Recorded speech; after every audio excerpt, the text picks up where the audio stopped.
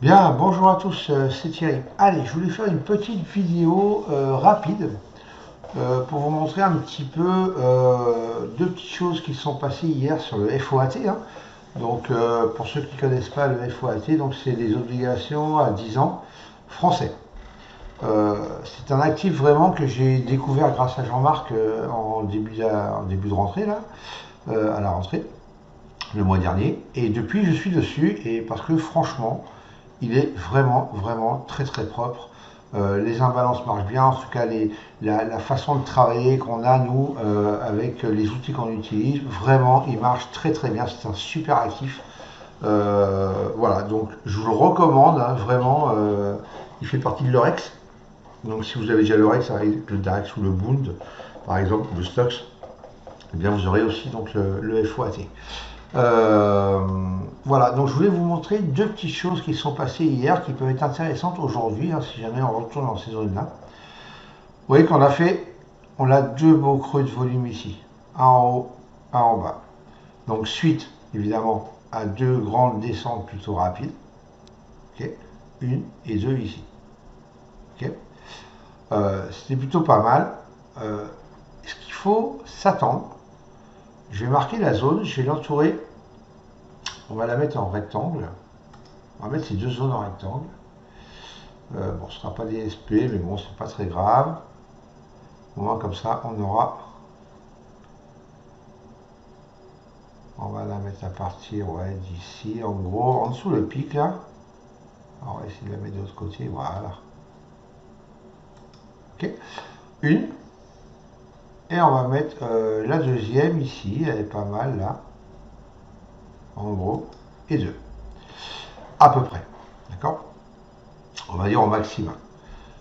Donc, quand on va revenir dans ces deux zones, ah, il faut regarder sur le market profile, mais ce ne sont pas forcément deux zones de single frame, mais ce sont deux zones de creux de volume qu'on a fait parce qu'il y a eu une grosse descente à chaque fois. C'est ce qui a créé hein, ces creux. Donc, quand on va revenir dedans, si on y revient aujourd'hui, eh ben, on peut très bien s'attendre que si on casse ce niveau là, des 159,11,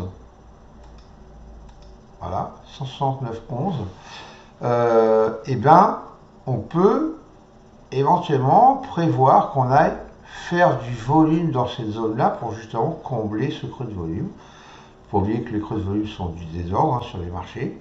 Donc voilà, en général, on n'aime pas trop le désordre, donc il va falloir ranger un petit peu ça. Donc faire du volume dans une zone de non-acceptation, il faut que tout le monde y trouve son compte.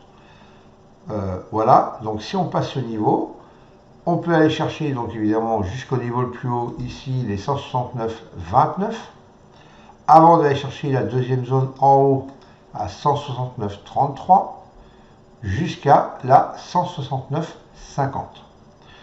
Alors soit ça va être traversé d'un coup, soit ça va venir jusqu'à la zone des 50 qui est plutôt pas mal sur les 169,20 à peu près. Et ici sur les 169,42 en gros. Voilà, ça peut être travaillé une partie d'abord et après monter, redescendre dans cette partie-là. À voir. Mais en tout cas, si la volonté est de casser ce premier niveau des 169,11, eh ben, on pourrait éventuellement se dire qu'ils veulent aller ranger le désordre d'hier. Ce qui n'est pas une obligation du tout, mais enfin, en tout cas pas aussi rapidement, mais c'est possible. Donc il va falloir voir si les prix reviennent dans cette zone-là ce matin ou cet après-midi, en espérant ce matin. Donc voilà, juste petite vidéo pour surveiller, hein. Peut-être que ça va complètement faire le contraire et ça va partir en bas, mais bon, c'est possible. Hein. Voilà. Mais en tout cas, voilà, c'était un graphique pour moi qui me parlait bien en une minute. Hein. C'est plutôt sympa, donc il n'y a pas souvent des configurations comme ça. Donc voilà, je voulais partager ça avec vous. Donc maintenant, on va voir ce qui se passe. Allez, sur ce, je vous laisse. Pour cet après-midi, si vous êtes là, je vous donne rendez-vous 15h15, 15h30 pour le live du vendredi. Voilà, allez les amis, je vous souhaite une bonne fin de semaine et une bonne journée de trading. Ciao, ciao.